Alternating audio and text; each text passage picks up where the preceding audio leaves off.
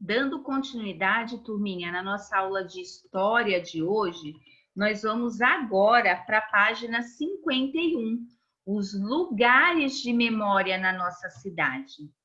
Então, depois de conhecer e pesquisar algumas das ruas da cidade onde eles moram, os alunos da Prof. Fernanda ficaram intrigados com o que descobriram. Professora, algumas ruas que fazem parte da memória da cidade estão na região do centro. Isso acontece porque essa área é mais antiga? Sim, os centros das cidades geralmente concentram muitas das suas histórias e memórias. Onde você, meu amor, mora? As ruas históricas também estão localizadas na região central? Pesquisa aí. Será que as ruas históricas da nossa cidade está localizada no centro da nossa cidade, do nosso município? Então, vamos lá. A conversa com a turma possibilitou a professora Fernanda dar continuidade ao assunto. Então, ela explicou que, além dos nomes das ruas e das memórias dos moradores, existem outros elementos da cidade que permitem também a gente compreender um pouco da sua história. São os marcos históricos.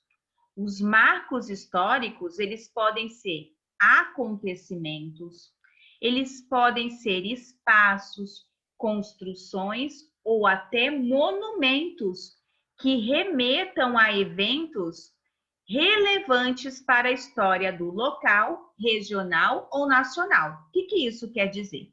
Que tudo isso que falou, né? Ele vai nos ensinar sobre a história do nosso local.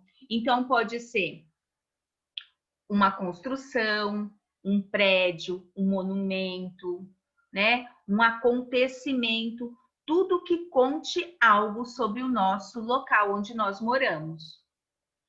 Por meio desses marcos históricos, a população mantém o quê? Viva a memória importante para a cidade, para a história da cidade. Então, são coisas que aconteceram no passado que vão ficar para sempre. Então, nós temos aqui duas imagens de monumentos e a importância histórica de cada um. Aqui nós temos o elevador Lacerda, que fica em Salvador. Ele é o primeiro e mais alto elevador público, onde todas as pessoas podem ir. Sabe quanto que as pessoas pagam para subir nesse elevador e ver tudo lá de cima? Não é nem 10 centavos. Baratinho, né? A fundação dele é facilitar a integração de duas áreas de Salvador, a cidade baixa com a cidade alta. E essa obra ela foi inaugurada em 1873. Eu já fui lá, é muito legal. Quem nunca foi em Salvador, quando for, visite o elevador Lacerda, tá bom? Aqui ao lado, nós temos a escultura, olha só, do Laçador, em Porto Alegre, no Rio Grande do Sul. Ele é um importante monumento porque ele remete à Revolução de Farroupilha, que ocorreu no Rio Grande do Sul. Nessa época, nessa obra, há elementos associados à cultura gaúcha. Olha lá como eles se vestiam, como as vestimentas tradicionais. Então, essa escultura, ela remete um fato histórico que aconteceu, a Revolução Farroupilha, que vocês vão estudar mais lá para frente. Então, toda cidade possui um centro histórico, local de sua fundação e área onde os primeiros núcleos urbanos se organizaram. Em geral, as construções do centro histórico são parte dos marcos da cidade, que preservam as memórias do lugar. E aí, você já visitou o centro histórico da sua cidade? Não precisa escrever um texto, não, mas você vai compartilhar com a gente depois sobre isso, se você já foi no centro histórico da sua cidade e o que você achou. E agora nós vamos ver compreendendo documentos, a poesia e a cidade. Quem gosta de uma bela poesia? Ao longo da história, as cidades foram temas de quê? De romances e poesias. Olha só um trecho do poema do escritor Ítalo Calvino. Olha o que ele escreveu. Mas a cidade não conta o seu passado.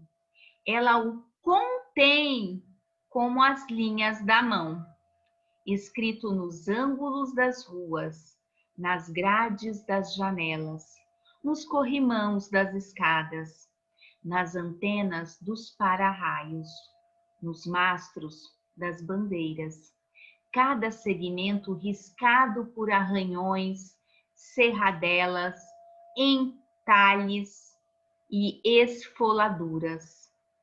Este poema, esse pedacinho deste poema, ele é do livro Companhia das Letras, de 1990, o livro As Cidades Invisíveis. Este poema ou texto literário, que vocês vão estudar muito quando estiverem lá no Fundo 2, pode ser uma forma da memória da cidade? Eu posso dizer que esse trechinho deste poema literário, ele é uma memória da cidade? De que maneira que ele é uma memória da cidade? Para o autor do texto, o passado da cidade está presente em quais lugares? Ele fala que a cidade não acabou, a cidade está presente, a cidade está viva. Mas em quais lugares a cidade está viva? Agora é a sua vez. Use a sua criatividade e escreva um poema sobre a cidade onde você vive. Depois, compartilhe o seu poema conosco lá no grupo da nossa sala. Todos vão ficar super felizes em ver o seu poema. O Ita e os amigos aprenderam que muitas coisas na aula de hoje. Entre elas, que todos os dias, turminha, nós produzimos o quê? Novas histórias que farão parte das nossas memórias. E aí, o que você mais gostou de aprender? Pensa. E aí, para finalizar, nós vamos fazer o exercitando. A professora Fernanda abordou alguns elementos que fazem parte da memória da cidade. Então, aqui no quadro abaixo, você vai circular todas as palavras que dizem a respeito a estes elementos. Na número 2, desde muito antigamente, as pessoas utilizavam diversos tipos de representação artística para relatar e preservar a memória das cidades e também dos seus habitantes. Sabendo disso, vocês irão fazer o que está sendo solicitado aí. Primeira coisa, analise as duas imagens. Vocês vão observar as duas imagens.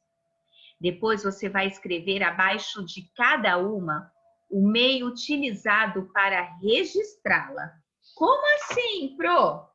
Você vai registrar. É uma pintura? É uma fotografia? É um desenho? O que é cada imagem dessa? Letra B. Elas representam o mesmo lugar? Esta imagem é a mesma dessa? Preste atenção na legenda. De que maneira essas representações estão associadas à memória da cidade. De que maneira?